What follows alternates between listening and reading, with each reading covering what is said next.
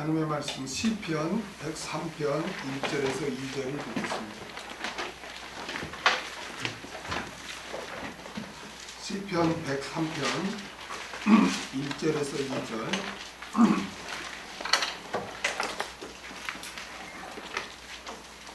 우리 다 같이 읽겠습니다.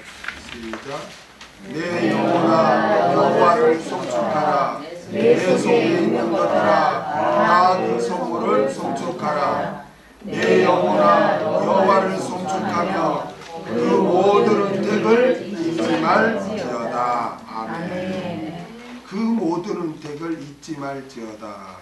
그 모든 은택을 잊지 말지어다 라는 제목으로 같이 말씀을 다윗은 너무나 많은 그런 고난의 삶을 살았던 인물입니다.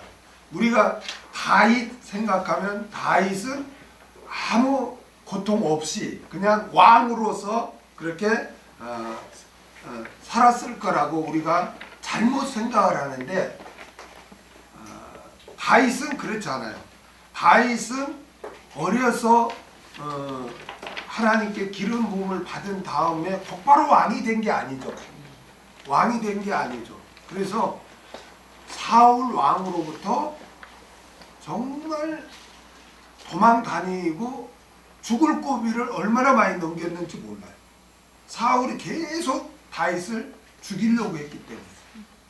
그리고 또 다윗은 왕이 된 후에도 그 아들 압살롬의 반역으로 말미암아 또 도망 신세가 돼요. 그리고 블레셋에 가서 오직하면 미친 척하고 침을 흘리면서 그 정도로 참 고통을 많이 받은 그런 사람이 바로 다윗이에요. 우리가 다윗 왕 하면은 뭐 아주 그냥 승승장구만한 그런 왕으로 생각하는데 그렇잖아요. 왕의 그 죄의 기간은 얼마 되지 않아요. 솔직히 말하면 되기 전과 되고 얼마 된 후에 왕국을 통일한 다음 후에는 반역으로 말미암아 또 엄청 고통을 받은 사람이 바로 다윗입니다. 그래서 시편 23편에 보면 내가 사망의 음침한 골짜기에 다닌다고 그렇게 고백을 했던 것입니다. 그런데 그러한 많은 고통 가운데서 그때마다 하나님의 돌보심을 입었던 거예요. 다윗은. 그래서 그는 이 시편 103편은 다윗이 노년에 기록한 시편인데 그 노년에 그동안 자기가 살아온 나날들을 뒤돌아보면서 회고하면서 오늘 본문에서 내 영혼아 여호와를 송축하라. 내 속에 있는 것들아 다 그 성으로 송축하라. 내 영혼아 여호와를 송축하며 그 모든 은택을 잊지 말지어다 라는 이런 고백을 했던 것입니다. 오늘 이 다윗의 고백이 추수감사 주일 예배를 드리는 우리 모두의 고백이 될 수 있기를 바랍니다. 은택이란 하나님께서 하나님의 백성들에게 베푸신 그런 일, 하나님의 백성들에게 하신 일을 총칭하는 말이 은택이에요. 이것은 우리의 육신적인 것뿐만 아니라 영적인 것, 이 세상적인 것뿐만 아니라 천국의 것, 모든 것에 대해서 베푸신 일을 은택이라고 이렇게 합니다. 그래서 하나님의 은택은 구속과 돌보심으로 크게 나누어질 수 있어요. 그래서 이것을 구속의 은혜, 돕는 은혜라고 해요. 그래서 하나님의 백성들은 바로 이 구속의 은혜와 돕는 은혜를 우리들은 잊고 사는 줄로 믿습니다. 아멘. 아멘. 하나님의 이 은혜를 우리는 잊고 사는 거예요. 우리는 먼저 구속의 은혜를 잊지 말고 감사해요. 아멘. 아멘. 구속의 은혜를 잊지 말고 감사해요. 여러분, 왜 하나님이 저와 여러분을 구원 얻게 해주셨을까요? 네? 우리를 불쌍해서 그냥 천국 가게 하기 위해서? 그것도 있겠죠. 그렇죠. 마귀의 종노릇 하다가 죄 가운데 살다가 영원한 지옥에 가니 얼마나 그 영혼이 불쌍해요. 우리 인간은 하나님의 형상과 모양대로 지음받았잖아요. 이런 동물과 식물하고는 달라요. 쉽게 말하면 내 자식이에요. 그렇죠? 근데 내 자식이 그냥 종노릇 하다가 나중에는 완전히 멸망당하는 것을 볼 때 그 부모로서의 마음이 어떻겠어요? 너무나 불쌍하고 안타깝죠. 그래서 구원도 해주시지만 그거보다도 가장 근본적인 이유가 있어요. 왜 저와 여러분을 구원을 이렇게 시켜주었을까요? 하나님이? 영광 받기. 그렇죠. 영광 받기 위해서, 찬송을 받기 위해서 그런 거예요. 그 우리 에베소서 1장 3절에서 14절을 한번 보겠습니다. 3절에서 14절. 우리가 구원을 얻은 것은 삼위일체 하나님이 함께 협력하여 저와 여러분을 구원 얻게 해주신 줄 믿습니다. 아멘. 그래서 3절에서 6절까지는 성부 하나님에 대해서 기록한 거죠. 성부 하나님에 대해서 기록했는데 성부 하나님이 창세전에 우리를 택하신 거죠. 그 목적이 뭔가? 6절에 보니까 이는 그의 사랑하시는 자 안에서 우리에게 거저 주시는 바 그 은혜의 영광을 뭐하게 하려고? 찬미하게 하려는 것이다. 성부 하나님이 왜 저와 여러분을 창세전에 택해 주었는가? 하나님을 찬미하도록 하기 위해서 그렇게 택해 주셨다는 것입니다. 그 다음에 성자 예수님, 예수 그리스도께서는 어떻게 하십니까? 7절부터 쭉 해서 12절까지 예수님이 또 우리를 위해서 어떻게 하십니까? 우리를 구속하기 위해서 예수님이 십자가에 달려 죽으셨죠? 아멘. 근데 12절 그 결론이 뭐예요? 결론? 같이 읽겠습니다. 시작. 이는 그리스도 안에서 전부터 바라던 우리로 그 영광의 찬송이 되게 하려 하십니다. 아멘. 성자 예수님이 우리를 구속해 주신 목적이 뭐냐? 바로 찬송을 하도록 하기 위해서 그렇게 하셨다는 것입니다.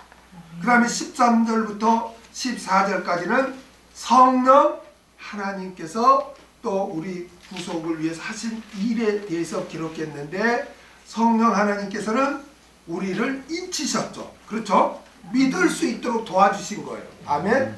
그 이유가 뭐예요? 결론이 14절 다 같이 읽겠습니다. 시작. 이는 우리의 기업의 보증이 되사 그 얻으신 것을 구속하시고 그 영광을 찬미하게 하려 하십니다.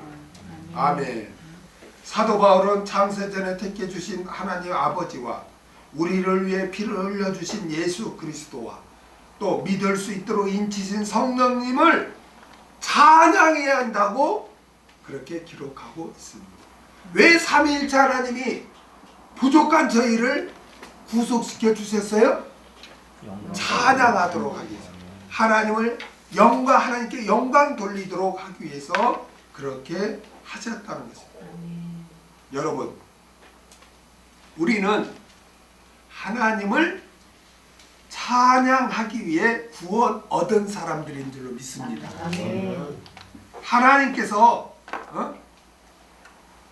여러분 우리가 꼭 기억해야 될 것은 하나님께서 우리를 구속하신 목적이 바로 영광을 받기 위해서, 찬송을 받기 위해서라는 거예요. 이걸 놓치면은 안 돼요. 그런데 참으로 안타까운 것은 소위 하나님을 믿는다고 하는 사람들 대다수가 기독교를 오해하고 있어요. 기독교는 우리가 필요한 것을 얻어내기 위해서 하나님을 동원하는 종교가 아닙니다. 이방 종교와 우리와 차이가 뭐예요? 이방 종교는 자기를 최고의 자리에다 두고 그 자기의 부족함, 어려움을 도움을 달라고 이방 신들에게 요청하는 게 이방 종교의 특색이에요. 아멘? 기독교는 그런 게 아니에요. 하나님을 영화롭게 하기 위해서 우리가 존재하는 게 기독교예요. 믿습니까? 하나님을 위한 내가 존재하는 게 기독교예요. 이방 종교는요, 나를 위해서 신이 존재하는 거예요. 그 신은 나를 도와줘야 돼요. 그게 이방 종교와 기독교의 근본적인 차이입니다. 그런데 사람들이 이방 종교처럼 기독교를 믿고 있다는 거예요. 왜 그렇습니까? 하나님이 얼마나 크신지 모르는 거예요. 왜 하나님이 우리를 구원해 주셨는지를 모르기 때문에 그러는 거예요. 그래 모르기 때문에 또 겁이 없는 거예요. 하나님이 나를 위해 존재한다고 생각해요. 많은 사람들이. 그래서 하나님은 내 기도에 응답해 줘야 되고 내가 어려울 때 나를 도와줘야 되고 그렇게 해야 되는 거예요. 그래서 하나님을 이용하려고까지 하고 심지어 어떤 사람은 하나님께 겁박을 합니다. 나 도와주지 않으면, 나 이 문제 해결해 주지 않으면 나 교회 안 다녀, 나 하나님 안 믿어, 이렇게 협박합니다. 여러분, 하나님은 창조주시고 우리는 피조물이에요. 이것을 잊으면 안 돼요. 아멘? 그런데 많은 사람들이 자기를 하나님 자리에 두는 거예요. 이게 무서운 거예요, 여러분.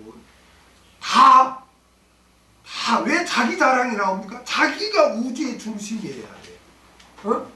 자기를 최고의 자리에 두고 하나님은 나를 도와주면 되는 거예요.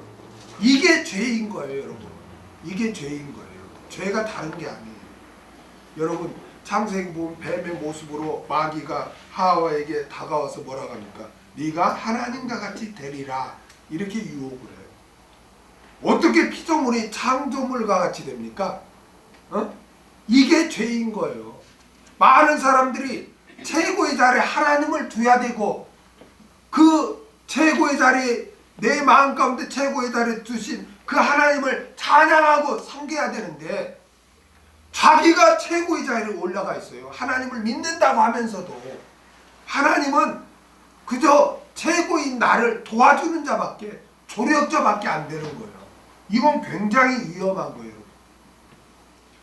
하나님을 하나님 자리에서 끌어내려고 자기가 그 자리에 앉은 것, 그게 여러분 죄인 거예요. 죄라는 게 뭐 나쁜 짓 해서가 죄가 아니에요. 그런데 예배당 안에서 그러한 죄가 버젓이 신앙의 모습으로 둔갑해지고 있다는 거예요. 울고불고 기도하며 공갈 협박을 합니다. 내 문제 해결해 주지 않으면 안 믿겠다는 거예요. 이게 뭡니까? 자기를 최고의 자리에 두고 있는 거예요, 지금. 그것은 기독교가 아닙니다. 우리는 하나님을 섬기는 사람들인 줄로 믿습니다.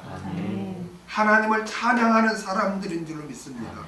하나님께 영광 돌리는 사람들인 줄로 믿습니다.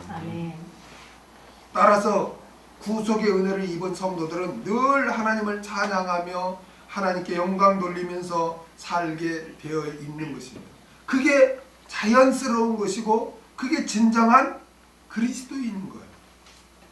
만일 여러분 중에 감사와 찬양이 없이 여러분의 문제만 바라보면서 왜 하나님 나에게 나를 이렇게 어렵게 합니까? 나를 왜 고통스럽게 합니까? 라고 원망 불평하고 있다면 아직 복음을 모르는 거예요. 아직 복음을 모르는 거예요. 하나님께서 베푸신 구속의 은혜를 그 사람은 잊고 있는 거예요. 이까지 문제들은 하나님의 엄청난 그 구속의 은혜에 비하면 아무것도 아닌 거예요, 여러분. 믿습니까? 아무것도 아닌 거예요. 하나님의 구속의 은혜를 깨달으면 이까지 문제에 대해서 우리가 염려하고 흔들릴 필요가 없는 것입니다. 여러분이 힘들고 어려울 때마다 하나님께서 나에게 베풀어 주신 그 구속의 은혜, 나 같은 것을 구원해 주신 그 은혜를 항상 생각하시기 바랍니다. 그렇다면 이까지 어려운 문제들, 자질구레한 문제들에 우리가 속상해하고 원망 불평하지 않을 수 있는 것입니다. 많은 사람들이 이 구속의 은혜를 놓치니까 자꾸 이 세상 것에 눈이 돌아가서 원망 불평하는 거예요. 원망 불평하는 사람 100사람을 그 사람 심리 상태로 보면 한결같이 100이면 100 다 하나님의 구속의 은혜를 아예 잊고 사는 거예요. 그 하나님의 구속의 은혜를 잊지 않는다면 그 입에서 원망 불평이 나올 수가 없어요. 감사밖에 나올 수밖에 없는 거예요. 기독교는 죄인인 우리를 사랑하셔서 구속해 주신 하나님을 찬양하고 우리는 섬기는 사람들인 줄로 믿습니다. 하나님은 우리를 너무너무 사랑해요. 그 사랑이 어떻게 나타났습니까? 어떻게 나타났어요? 독생자 예수 그리스도를 내어주시기까지, 죽기까지 우리를 사랑했어요. 우리 다 아는 말씀이지만 다시 한번 읽겠습니다. 요한복음 3장 16절. 요한복음 3장 16절.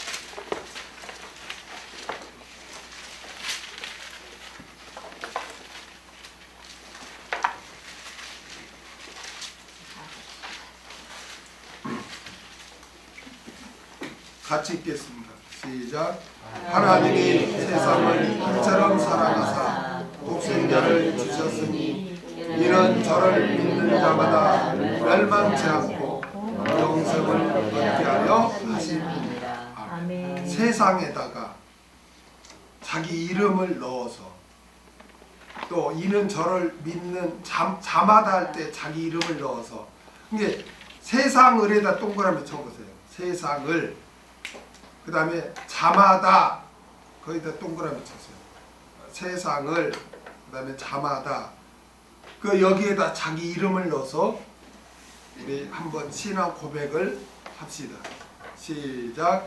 하나님이 김경태를 이처럼 사랑하사 독생자를 주셨으니 이는 저를 믿는 김경태에게 멸망치 않고 영생을 얻게 하려 하심이니라.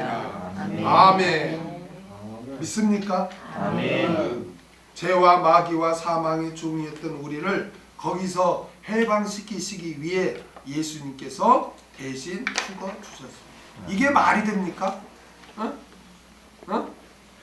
죄인을 위해 대신 하나님이 죽어 주시다니. 여러분 한번 곰곰이 생각해 보세요. 이게 말이 된다고 되세요? 하나님이 나를 위해 죽어 주셨다. 우리가 신앙생활을 그냥 관념적으로 한번 하지 마세요. 하나님이 나를 위해서, 그것도 죄인을 위해서 대신 자기 아들 독생자를 죽게 하셨다. 이게 세상적 논리로 말이 됩니까? 내가 비유를 하나 들을게요. 이건 말이 안 되는 거예요. 그렇죠? 내가 비유를 들을게요. 어떤 사람이 강아지가 있었어요. 너무 이뻐, 사랑스러워, 이쁘죠?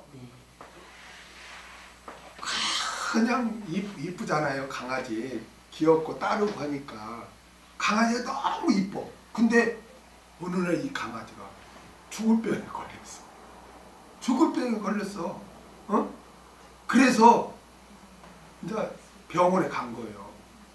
병원에 가서 내 사랑하는 이 강아지가 죽게 되었으니 이거 어떻게 해야 됩니까? 라고 하니까 이 수의사가 하는 말이, 아, 그래요. 이 강아지가 살아나려면 집에서 키우는 흑염소를 푹 고아가지고 먹이십시오. 그러면 이 강아지가 살아납니다. 그래서 흑염소를 흑염소도 있는데 강아지를 너무 사랑하니까 흑염소를 잡아서 푹 고아서 맨날 며칠 먹였어요. 그런데 이 강아지가 안 나는 거야. 그래서 이제 다른 병원에 가자. 다른 병원에 갔어. 아, 내가 사랑하는 이 강아지가 참 이렇게 고통스럽고 막 죽으려고 하니까 어떻게 해야 됩니까? 그러니까 그 수의사가 하는 말이 있다가, 아, 그래요. 아, 이 강아지가 살아가는 길은 집에서 키우는 소를 잡아서 소고기도 먹이고 그 사골뼈도 울거서 그 국물로 밥도 말아서 이렇게 줘야 됩니다. 그래가지고 강아지를 너무 사랑하니까 집에서 키우는 이 몇백만 원짜리 소를 잡았어. 그래가지고 고기도 부드럽게 삶아서 주고 사골뼈도 훑어서 이렇게 줬는데 강아지가 안 낫는 거야. 고민하다가 물었어. 이제 주위 사람들한테 내가 사랑하는 강아지가 이렇게 죽게 되었는데 이 살리려는데 흑염소 삶아서 했는데도 안 낫고 소를 잡아서 먹였는데도 안 낫는다고. 이제 막 이 사람 저 사람 병은 알리라 한다 쓰고 이 사람 저 사람 말했어. 그 중에 한 사람이 그래. 내가 아는 용한 수의사가 있다고. 어떤 수의사? 그 수의사는 정말 용해서 다 고친다고. 그러냐고. 어디냐고. 어디에 있다고. 그래서 이제 그 동물병원에 그 강아지를 데리고 갔어요. 그래서 그 수의사가 그 강아지를 한참 보더만 가만히 있는 거예요. 어떻게 해야 됩니까? 그러니까 한 가지 길이 있다는 거예요. 살릴 길은 다 한 가지밖에 없다는 거예요. 그러면서 말을 않는 거예요. 그래서 나는 이 강아지가 너무 사랑스러워서 살리고 싶습니다. 그럼 어떻게 해야 됩니까? 그게 말입니다. 딱 한 가지밖에 없습니다. 그 말씀해 주세요. 나는 흑염소도 삶았고 소도 잡아서 다 했으니까 내가 뭔들 못하겠습니까? 내가 다 하겠습니다. 그 비결만 가르쳐 주세요. 그러니까 수의사가 가만히 있다가 당신 아들을 잡아서 그 강아지한테 먹이면 이 강아지가 살아납니다. 여러분, 강아지가 아무리 사랑스러워도 하나밖에 없는 자기 아들을 죽여서 그 강아지를 살리는 바보가 있을까요? 그런 바보가 있을까요? 근데 그런 바보가 있어요. 하나님이 그렇게 했어요. 하나님. 짐승만도 못한 죄인들을 위해서 독생자 예수님을 십자가에 달려 처절하게 죽게 했어요. 그런 말도 안 되는 일이 일어난 거예요. 저와 여러분을 그렇게 사랑했어요. 하나님이 방모지를 이처럼 사랑하사 독생자를 주셨으니 이는 저를 믿는 방모지를 멸망치 않고 구원을 얻게 하라 하십니다. 하나밖에 없는 독생자를 죽이는 어처구니 없는 정말 우리가 사람이 생각하면 바보 천치 같은 그러한 일을 하나님은 하셨단 말이에요. 우리가 그걸 잊으면 안 돼요. 그걸 잊으면 내가 당연히 나를 위해 예수님이 죽어줘야 돼. 그리고 나를 구원해. 우리는 그런 자가 아니에요. 짐승만도 못한 자였어요. 우리는 죄인이었어요. 그런 우리를 위해서 하나님은 그 바보 같은 그런 독생자를 죽이기까지 함으로써 저와 여러분을 구원을 깨줘. 이게 얼마나 큰 사랑이냐 이거예요. 우리가 간념절에 예수님 나를 위해 죽어주셨어. 여러분 한번 아까 비유처럼 입장 바꿔놓고 한번 생각해 보세요. 이게 말이나 됩니까? 우리가 뭔데 우리를 위해 죽어줘요 하나님이. 그런데 하나님은 너무너무 그러니까 하나님이 이처럼 사랑하사, 이처럼이 얼마나 귀한 말입니다. 이처럼 하면 눈물을 흘려야 돼요. 이처럼 나를 이와 같이 사랑했구나. 우리는 그 큰 사랑을 받은 사람들이에요. 그런데 어찌 하나님 앞에 감사하지 않고 원망불평까지 공갈 협박을 해? 이거는 배은망덕한 거예요. 말이 안 되는 거예요. 그런 자는 하나님을 믿는 자라고 할 수가 없는 거예요. 하나님을 믿는 자라면 그 입에서 감사가 나오지 않으면 그건 믿음의 병이 든 거예요. 뭐가 잘못된 거예요. 찬송하지 않는다? 뭐가 잘못된 거예요. 그래서 우리는 죄로 말미암아 멸망받을 수밖에 없던 나를 구속해 주신 그 은혜, 구속의 은혜를 우리가 잊지 말고 늘 하나님을 찬양하며 하나님께 감사하며 영광 돌리는 삶을 살아야 할 줄로 믿습니다. 그 다음 우리는 돕는 은혜를 잊지 말고 감사와 찬양을 드려야 합니다. 첫 번째는 구속의 은혜를 잊지 말고 우리가 감사와 찬양을 드려야 하고, 그 다음은 돕는 은혜를 잊지 말고 감사와 찬양을 드려야 합니다. 여러분, 하나님은 우리를 구원 얻게 해주시고 고아처럼 내버려 두지 않습니다. 아멘.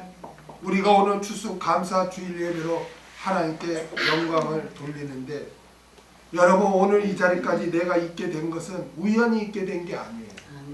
하나님께서 돕는 은혜를 베풀어 주셨기 때문에 우리가 오늘 이 자리까지 있게 된 줄로 믿습니다. 아멘. 그래서 늘 하나님이 나를 오늘 이 자리까지 이렇게 있게 될수록 도와주셨다. 이 돕는 은혜를 늘 기억해야 돼요. 돕는. 제가 어제 양평에 장모님 생신 때문에 갔다 왔는데, 갔을 때 한 번, 올 때 한 번 차 사고가 날 뻔했어요. 차 사고. 이렇게 산에 이렇게 가는데 이렇게 차선이 3차선으로 있다가, 차선이 3차선으로 있다가 갑자기 2차선으로 줄은 거예요. 줄은 거예요. 그러니까 나는 2차선으로 가는 거고, 근데 그 뭐 앞에 차가 없으니까 속력을 막 밟는데 2차선으로 가고, 근데 3차선에 있는 차가 좁아지니까 좀 밟고 내가 지나가면 오던가 해야 되는데 빨리 가려고 속력을 확 밟아서 들어오는 거예요. 순간 차가 옆에서 보이는 거예요. 그러니 이게 좁아지니까 내가 중앙선을 잠깐 이렇게 그쪽으로 들어갈 수밖에 없는 거죠. 이게 얼마나 아찔하는지 그 순간이, 순간이 너무나 아찔해. 올 때도 한번 그랬고. 그래서 야, 정말 우리는 어려움을 당한 것도 모르고 지나갈 때가 있어요. 그렇죠.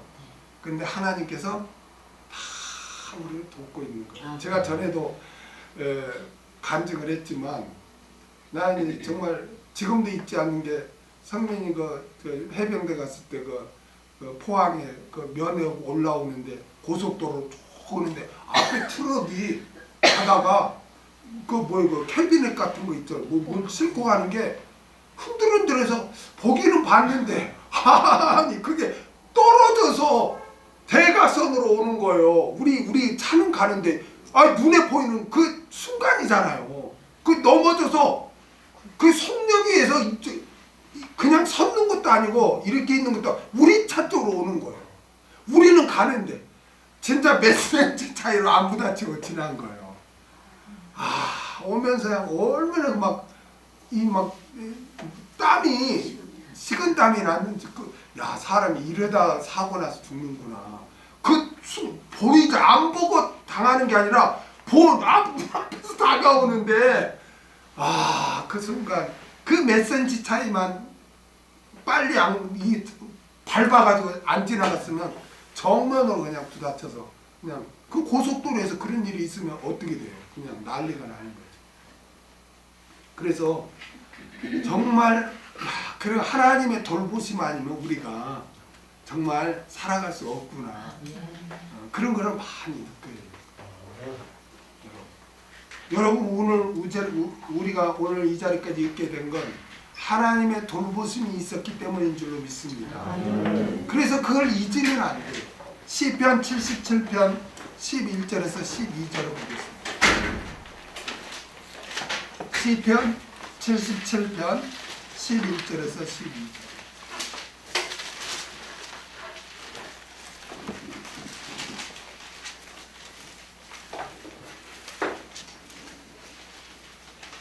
같이 읽겠습니다. 77편 11절에서 12절. 시작. 곧 여호와의 옛적 기사를 기억하여 그 행하신 일을 진술하리이다. 또 주의 모든 일을 묵상하며 주의 행사를 깊이 생각하리이다. 아멘. 주의 모든 일, 주의 옛적 기사를 늘 기억하고 진술하겠다는 거예요. 말하겠다는 거예요. 감사하겠다는 거예요. 응? 감사하겠다는 거예요. 그리고 주의 모든 일을 잊지 않고 항상 묵상하고 항상 생각하겠다는 거예요. 주님께서 행하신 모든 일, 응?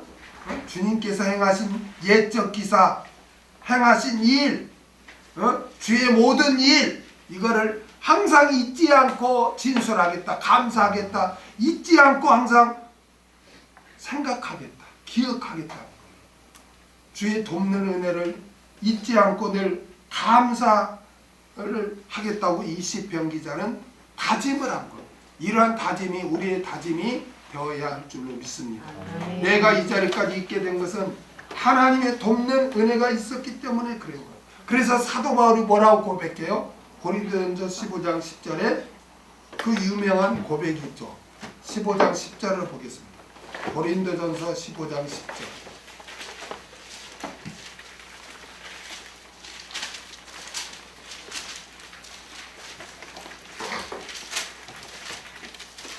(15장 10절) 다 같이 읽겠습니다. 시작. 그러나 나의 나된 것은 하나님의 은혜로 된 것이니 내게 주신 그의 은혜가 헛되지 아니하여 내가 모든 사도보다 더 많이 수고하였으나 내가 아니요 오직 나와 함께 하신 하나님의 은혜로라. 할렐루야.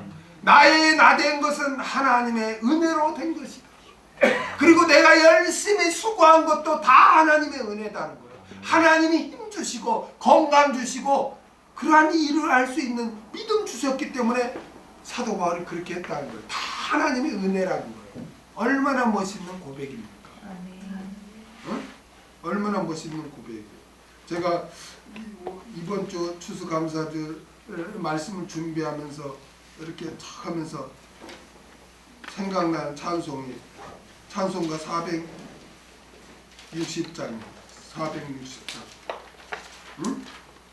지금까지 지내온 것 주의 크신 은혜라. 한이 없는 주의 사랑 어찌 이루 말하랴. 자나깨나 주의 손이 항상 살펴주시고 모든 일을 주 안에서 통통하게 하시니. 아멘.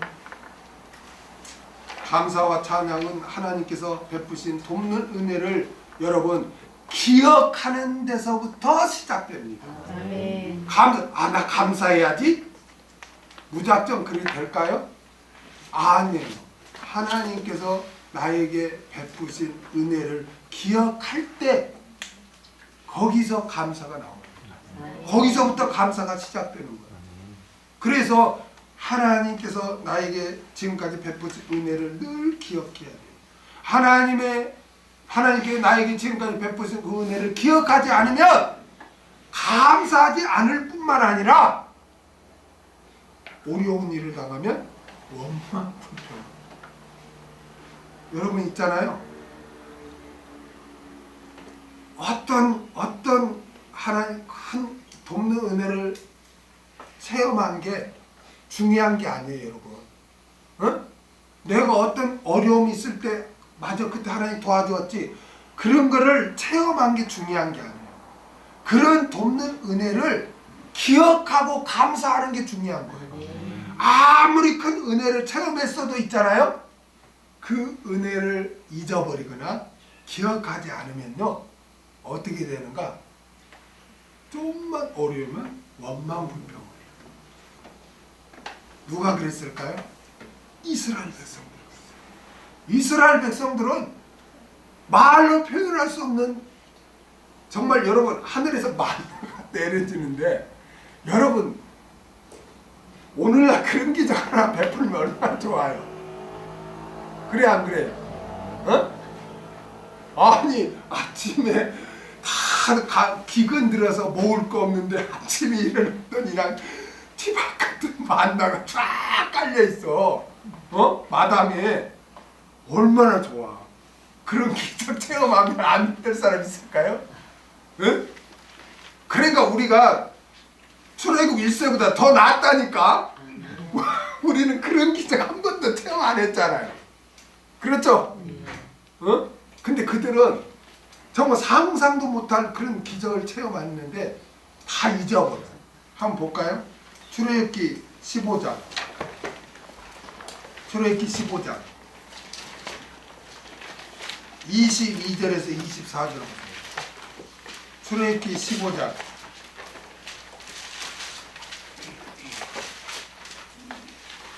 22절에서 24절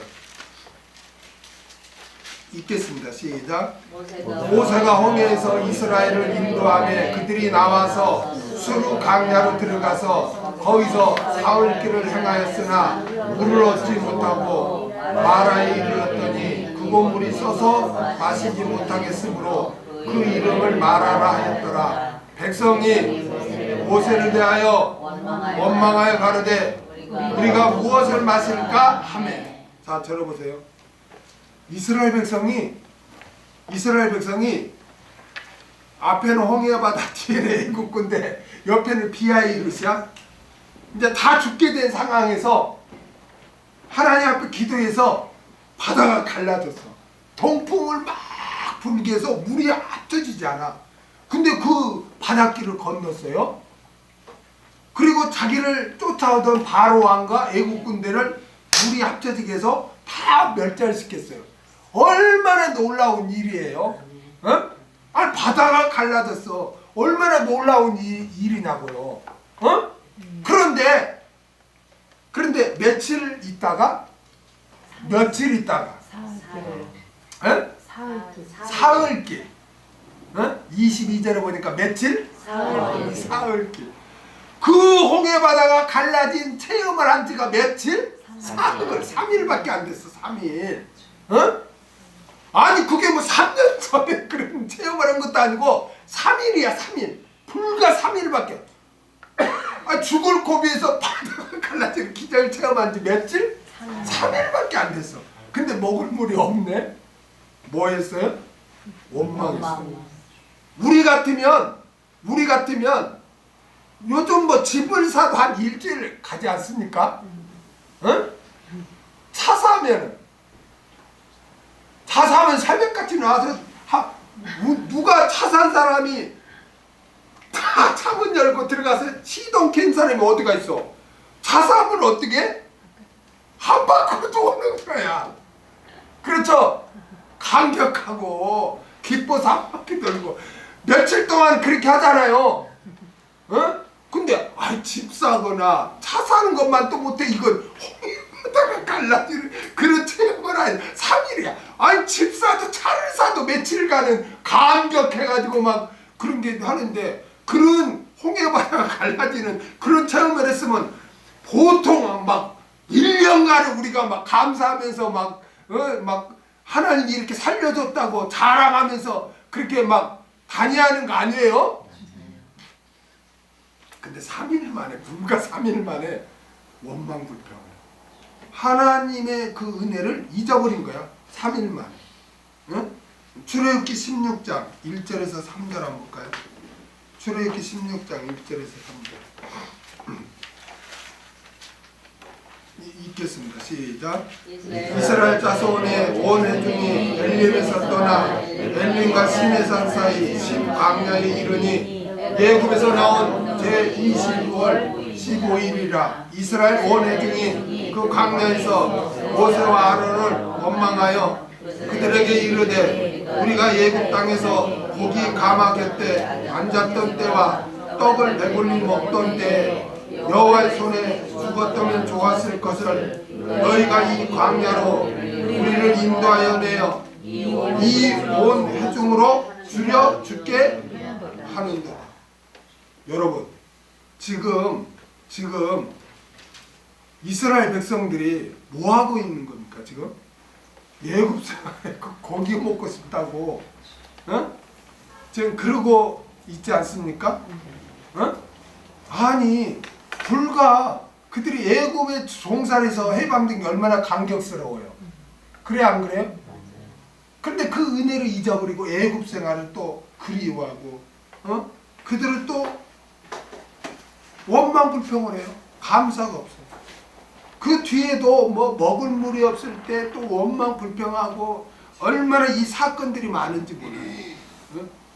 그 결과 그들은 광야에서 어떻게 됐습니까? 심판받았어요. 심판받았어요. 왜 그들이 원망불평을 했습니까? 왜 그렇게 막 수없이 막 홍해바다를 건너고 막 만나를 먹고 반석을 통해서 물을 마시고 막 그런 기적들을 체험했으면서도 왜 그들이 원망불평했을까요? 하나님의 은혜를 잊어버렸기 때문에 그래요. 시편 기자는 그거를 이제 해석합니다. 시편 106편 13절로 가보세요. 시편, 왜 이스라엘 백성들이 그렇게 원망불평을 했는가? 시편 106편 13절.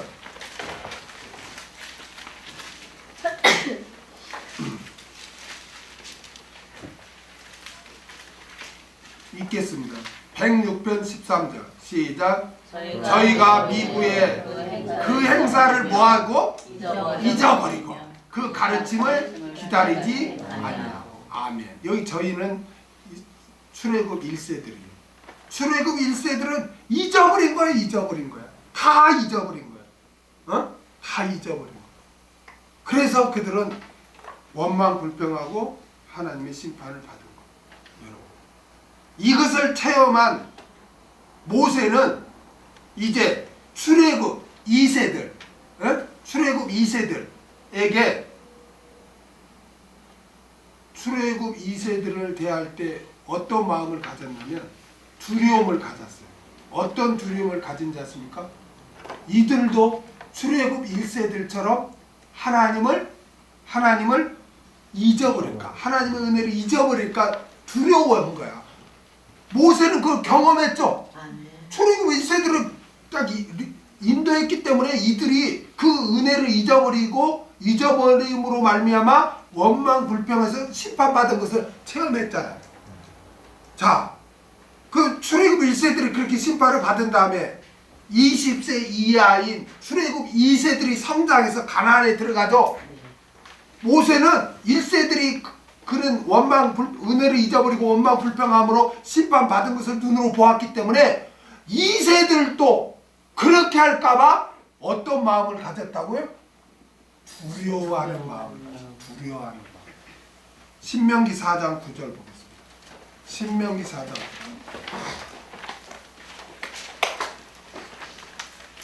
신명기 4장 9절.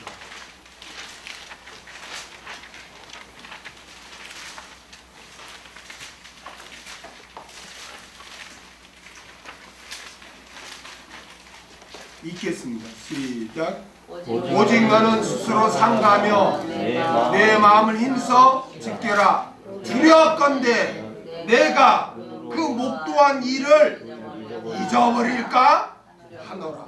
두렵건대 내 생존하는 날 동안에 그 일들이 내 마음에서 떠날까 하노라. 너는 그 일들을 내 아들들과 내 손자들에게 알게 하라. 하나님의 역사, 하나님의 행하심을 잊어버릴까 두려워한다는 거예요. 지금 신명기는 출애굽 2세들에게 모세가 지금 다시 하나님의 말씀을 증거하는 거거든요. 그래서 출애굽기와 신명기 말씀이 비슷한 점이 많아요. 출애굽기에도 십계명이 나오죠. 신명기에도 십계명이 나와요. 이건 뭐냐면은 출애굽기는 출애굽 1세들에게 한 거고 신명기는 1세들이 다 망한 다음에 출애굽 2세들에게 지금 바울이 다시 모세가 지금 말씀을 증거하는 거예요. 그래서 비슷한 내용이 많아요. 모세는 출애굽 1세들처럼 출애굽 2세들도 하나님의 그 역사를 잊어버릴까 두려워했다. 여러분, 우리는 이 추수감사주의를 맞이해서 하나님이 우리에게 베푸신 그 은혜를 묵상하면서 기억하면서 우리는 늘 감사해야 할 줄로 믿습니다. 믿음의 사람이라면 그렇게 해야 되는 거예요. 믿음의 사람. 정말 내가 추수감사주를 맞이해서 나는 정말 감사할 게 뭔가 없네? 그런 믿음 병든 거야. 하나님이 나에게 어떤 은혜를 베푸셨는가를 늘 기억하는 게, 이게 믿음의 선진들은 다 그렇게 했어요. 한번 볼까요? 창세기 28장 18절에서 19절을 보겠습니다. 창세기 28장 18절에서 19절.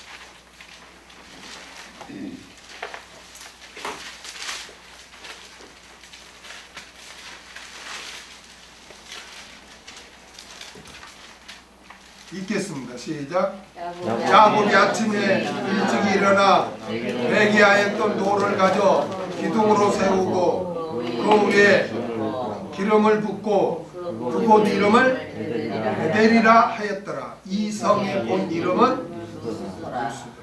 여러분, 야곱은 형 에서가 죽인다고 했을 때 그 형 에서를 피해서 지금 부엘세바를 떠나 하란으로 지금 가고 있어요.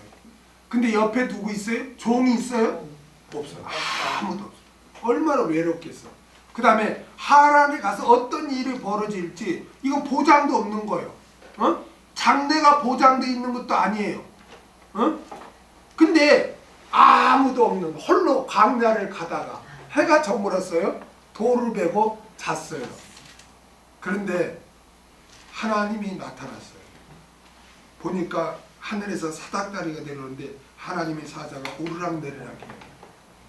요한복음 1장 51절을 보니까 그 하나님의 사닥다리 오르락내리락 하신 분이 누구예요? 예수님. 메시아를 만난 거예요. 예수 그리스도를 만난 거예요. 야곱은 그 외롭고 내일에 대한 두려움 가운데 그 아무도 없는 광야에서 돌베개 벤 그곳에서 주님을 만난 거예요. 그래 잠에서 깬 그 야곱은 그 하나님의 자기를 찾아와서 내가 너와 함께 하겠다. 너를 다시 무사히 돌아올 수 있도록 내가 너를 지키겠다. 그 하나님의 은혜를 체험한 다음에 이거를 잊지 않기 위해서 그 돌을 잤던 그 돌에 기름을 붓고 그를 잊지 않기로 그 돌로 표시를 해놨어. 하나님이 함께한다. 베델이라고 이름까지 바꿔요. 원래 그곳 이름은 루스는 광야예요. 내가 하나님만 주님 만나기 전에 나는 광야와 같은 자였는데 이제 주님을 만남으로 베델이 하나님의 집이거든요. 하나님이 함께하는 그런 자가 되었다. 그래서 그 은혜를 잊지 않기 위해서 그 돌에 기름을 붓고 그 돌을 표시를 해요. 기념을 해요. 그 은혜를 잊지 않은 거죠.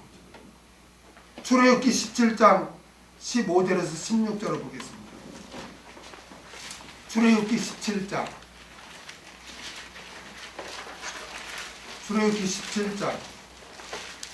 15절에서 16절.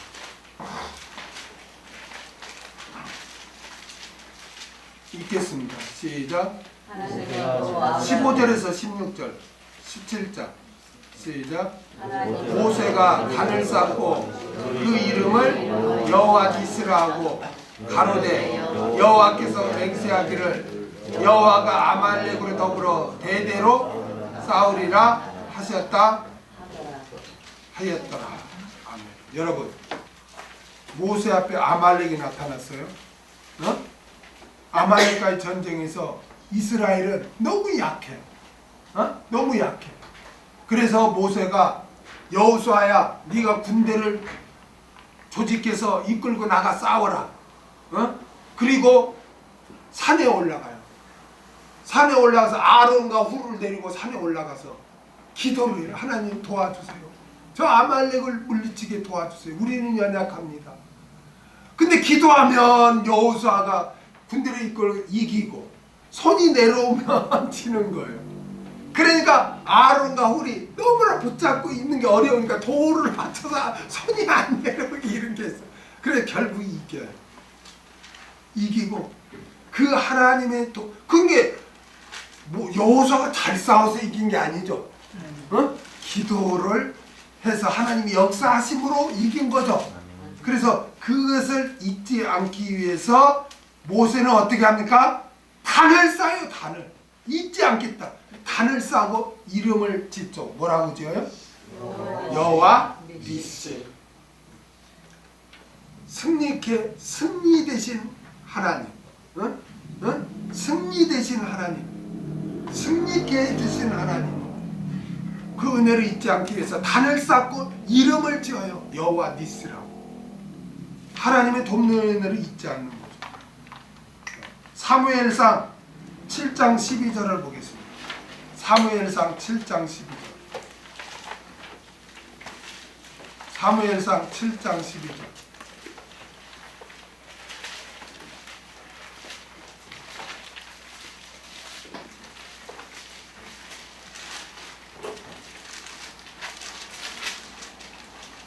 같이 읽겠습니다. 시작. 사무엘이 돌을 취하여 미스바와 센 사이에 세워 가로되 여호와께서 여기까지 우리를 도우셨다 하고 그 이름을 에벤 에셀이라 하니라. 아멘. 여러분 이스라엘 민족을 누가 괴롭혔어요? 누가 괴롭혔어요? 블레셋. 그렇죠. 블레셋이 괴롭혔어요.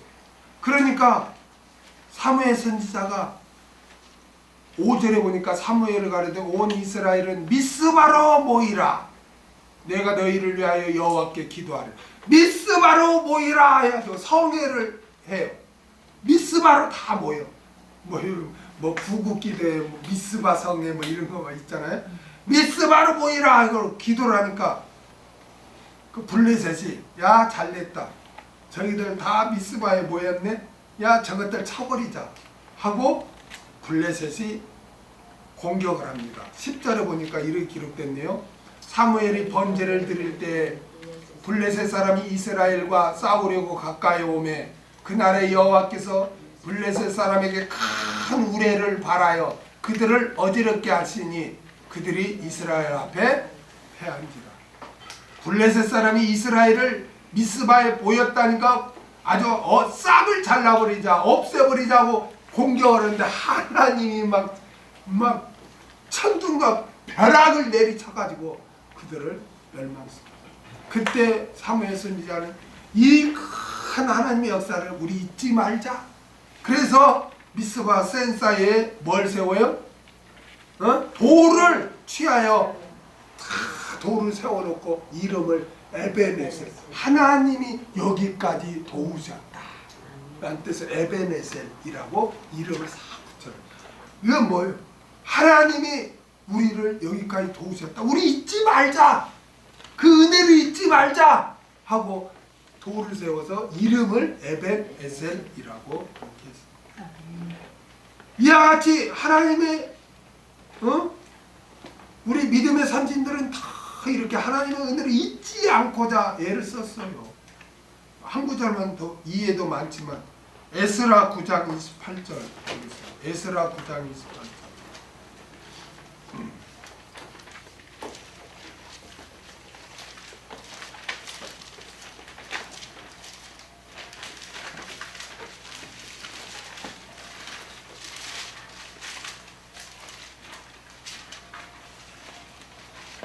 구약 700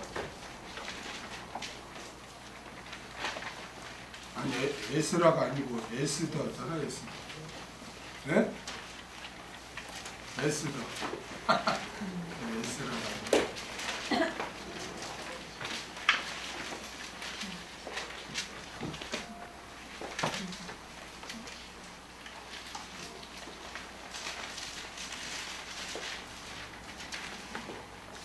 구장 28절 읽겠습니다.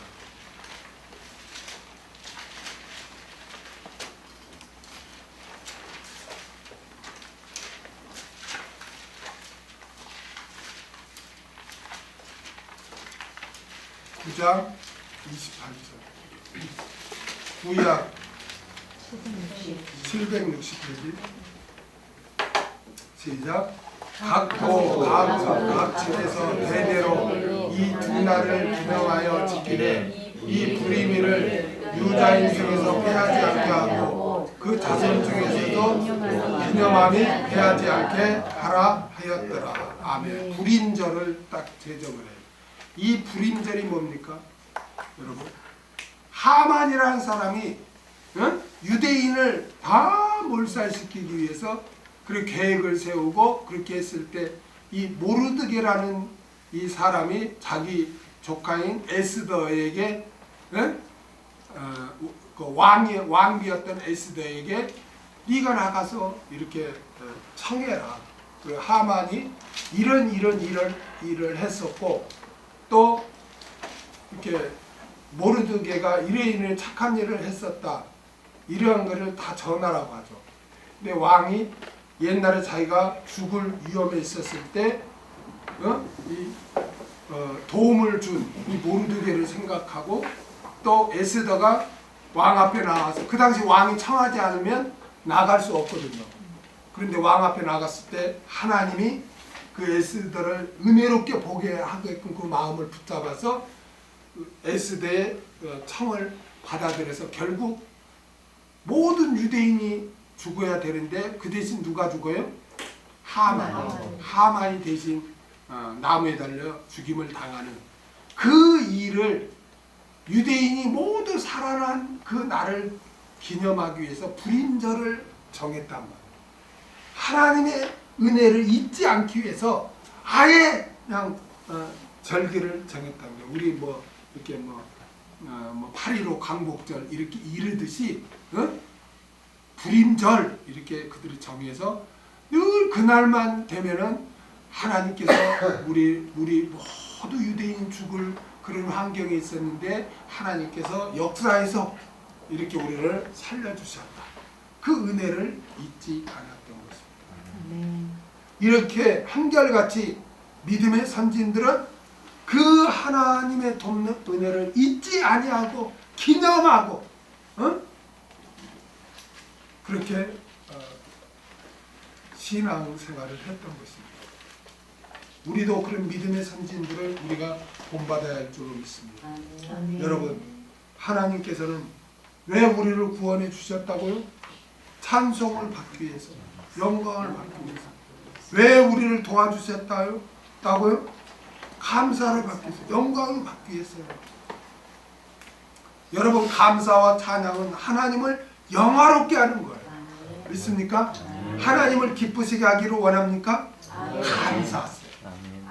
어려운 일을 당했을 때도 하나님을 찬양하세요.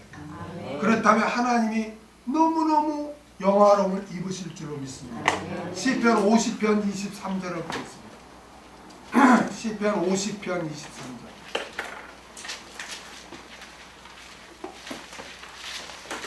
시편 50편 23절.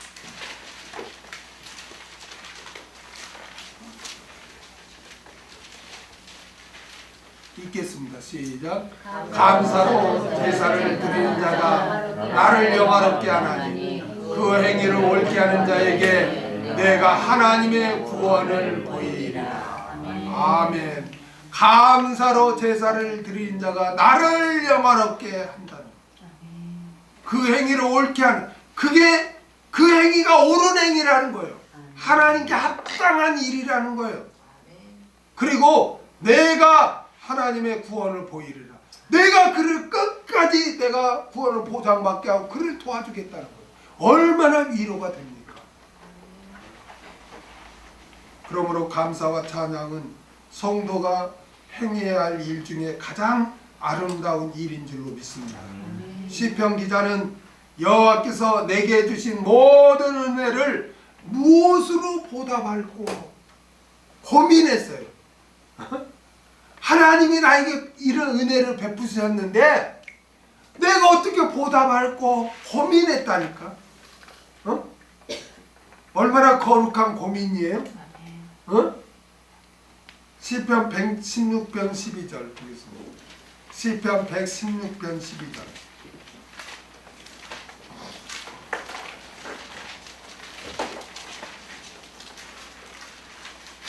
시편 116편 12절 읽겠습니다. 시작. 여호와께서 내게 주신 모든 은혜를 무엇으로 보답할꼬. 할렐루야. 이 얼마나 아름다운 믿음입니까?